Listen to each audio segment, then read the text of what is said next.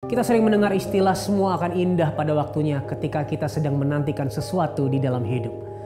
Contohnya ketika sebuah keluarga menantikan hadirnya seorang buah hati yang selama 10 tahun tidak kunjung datang. Akan menjadi sebuah penantian yang sangat panjang dan penuh dengan ujian. Pertanyaannya, bagaimana jika dalam penantian itu iman kita sedang diuji? Apakah mujizat masih bisa terjadi? Mari kita saksikan kisah yang berikut ini. Saya dikabarin di akhir tahun 2008, papa saya terkena kanker.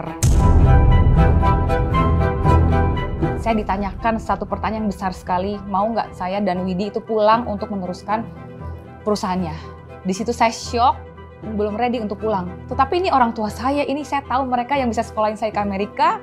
Ya ini perusahaan ini gitu yang benar-benar membuat saya di Amerika gitu.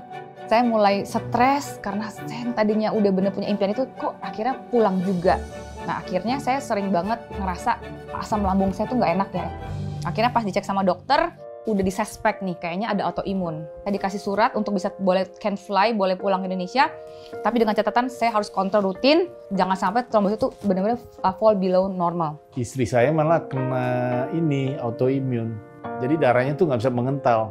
Sedangkan kalau untuk bisa hamil itu darah tuh mesti di atas 150 ribu lah trombositnya. Kalau istri saya itu rada unik kasusnya, trombositnya 40 ribu, kadang bisa turun ke 20 ribu berapa kali, bahkan mesti masuk rumah sakit. Jadi di situ saya akhirnya mulai olahraga dan saya mulai menjaga makanan saya. Akhirnya di tahun 2015, saya cek trombosit udah mulai 80-90 ribu, saya dapat tuh akhirnya stabil dengan 100 ribu.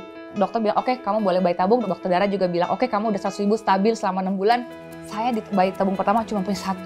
Akhirnya dibuahin cuma jadi 1. Pada akhirnya ketika 2 minggu sudah selesai, saya dites hamil apa enggak, negatif akhirnya. Ya saya sama suami saya bener sedih banget, tapi suami saya tuh bilang, udahlah kamu jangan sedih, yaudah, why don't kita coba lagi. Waktu itu kita minta teman-teman ikut doain juga sih. Kita suami istri doain, kita percayalah. Waktu itu point of view-nya saya, ini adalah cobaan yang mesti dilewatin. Bahkan Abraham yang hari terakhir aja, anak udah lahir aja mesti disuruh dikorbanin kan.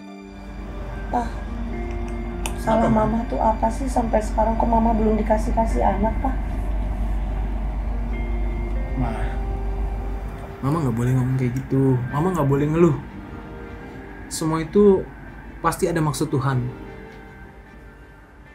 Tapi kan mama udah pengen cepet-cepet punya anak, Pak. Iya, sama papa juga kok. Daripada kamu galau, nanti kamu akan stres. Kamu harus ingat kata dokter.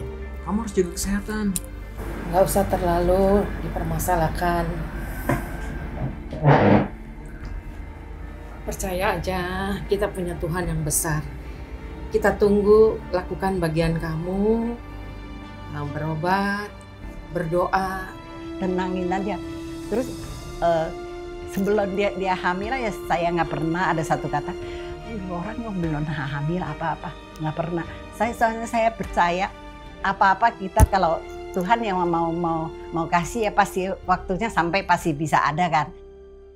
Akhirnya kita coba lagi, 3 bulan saya balik lagi, saya coba lagi ketiga. Saya bilang, dokter, saya mau coba sekali lagi. Saya bilang, pokoknya nanti kita lihat aja dapat berapa itu telur. Dari 2 embrio ini, 1 memang lebih sehat dibanding yang 1. Terus kita balik lagi ke dokter, yang terakhir tuh kita dapat 2 embrio tuh. Seneng dong. Katanya yang 1 bagus nih, tumbuhnya cepet banget. Di situ saya berdoa lagi, saya berdoa dan berdoa. Akhirnya pas udah 2 minggu saya disuruh tes yang hormon level itu, akhirnya dibilangin saya hamil. Saya udah bener happy banget hari itu. Akhirnya saya ngerasa, wah akhirnya hamil. Saya tetap bed rest, oke banget, mertua juga seneng. Wah pokoknya kita semua tuh bersyukur banget, akhirnya saya hamil. Di situ saya mulai merasa kok ada yang aneh. Kok aneh ya saya bilang, tapi masih bisa jalan tuh. Cuma kakinya aneh aja, nggak belok, cuma aneh aja gitu. Sampai puncaknya, saya inget banget hari itu saya nggak bisa kencing. Ini kayaknya saya udah ngerasa kayaknya ada yang aneh lah gitu. Akhirnya kita ke rumah sakit. Ternyata ibu punya riwayat autoimun. Akhirnya mereka suspek ya saya punya autoimun itu. Saya tunggu Tuhan 10 tahun gitu Tuhan. Doa saya cuma bilang, Tuhan, tapi saya bisa hamil aja, saya udah bersyukur gitu. Maksud saya tahu nih rasanya orang hamil tuh kayak apa gitu kan. Kadang-kadang ngumpul sama temen lah. Hamil ini saya kan nggak pernah ngerasain. Saya di situ cuma bisa begitu. Iya, ada si baby duk-duk aja, ya udahlah ya saya ngomong sama si babynya tiap hari. Dia pun gak enaknya tuh saya masih punya satu damai senjata yang saya pengen jalan gitu. Nggak tahu nanti anaknya itu lahir atau enggak, sehat atau enggak, saya nggak tahu. Jadi saya putusin untuk saya apapun itu Tuhan, saya mau jalanin.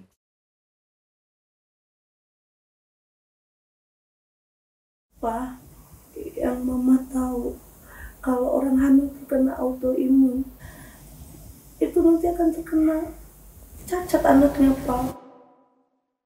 Itu kalau cek di Google itu anaknya tuh kemungkinan besar tuh cacat. Akhirnya suami saya cuma nanya begini, oke, let's say the baby ada apa-apa. Emang mau diapain? Emang akan kamu buang kah? Enggak juga kan? Jadi ngapain kita baca-baca riset bikin stres? Udah kita hari itu kita putusin udah nggak mau riset apapun. Kita dengan iman aja whatever it is, mau jadi bunga mau apapun ya udahlah.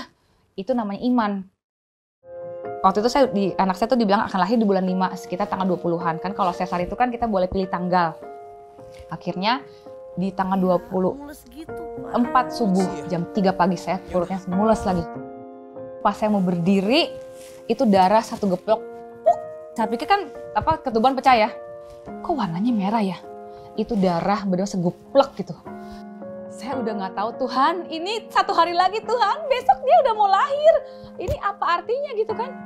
Oke, let's go. Dia udah pakai lap darah, udah pakai baju segala macam, udah nggak even bawa apa-apa. Kita berangkat. Saya dibawa langsung pakai itu tuh udah dibawa ke ruangan emergency. Pertama-tama dicek sama babynya segala macam. Itu perut saya udah sakit banget deh. Jadi ibu nanti persalinan harus melakukan bius total. Seperti itu dia bilang, kamu tuh benar-benar ya mau nggak mau ya harus bius total. Karena sebenarnya bius total juga bahaya sekali kalau untuk lahirin gitu. Tapi ya memang semuanya udah di tangan Tuhan. Itu puji Tuhan juga, Tuhan ada ikut campuran. Tapi bisa aja ketemu anestesinya yang bisa lihat sejarahnya dia terus bilang, ini mendingan dibius total.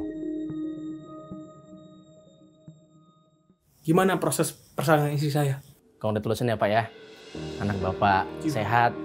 Saya masuk ke ruang operasi jam 7, anaknya jam 8 itu lahir akhirnya. Dia sehat sekali, nggak kurang satu apapun.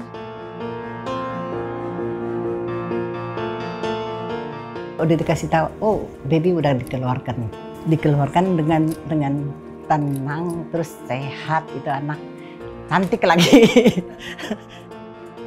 Hati yang gembira itu adalah obat.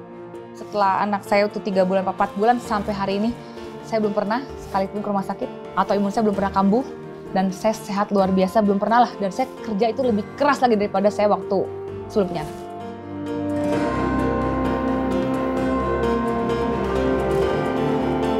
Saya bisa jaga, saya bisa menyusui.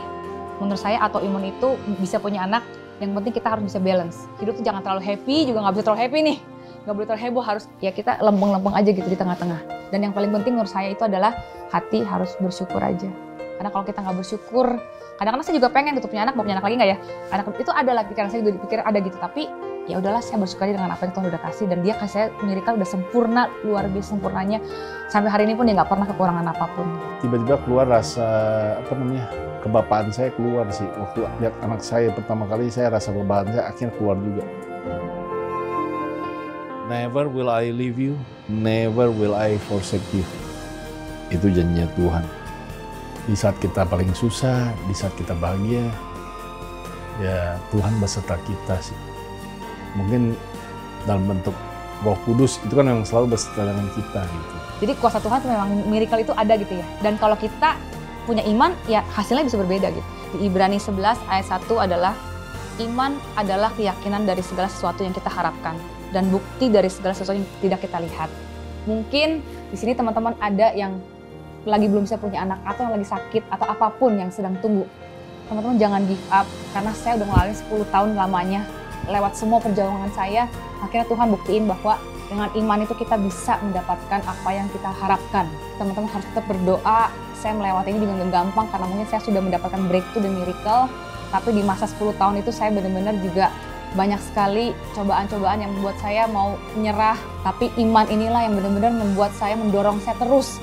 Karena saya yakin waktunya Tuhan bukan waktunya kita. Dan semuanya akan indah pada waktunya. Dan kalau memang udah Tuhan izinin, pasti akan terjadi teman-teman. Tuhan berkati semuanya. Jika sahabat saat ini sedang mengalami sakit penyakit atau sedang menantikan keturunan, sahabat bisa menghubungi nomor yang di bawah ini. Ini adalah nomor doa dan konseling Cahaya Bagi Negeri. Kami akan mendukung sahabat di dalam doa dalam setiap pergumulan kamu. Jangan ragu untuk menghubungi nomor ini.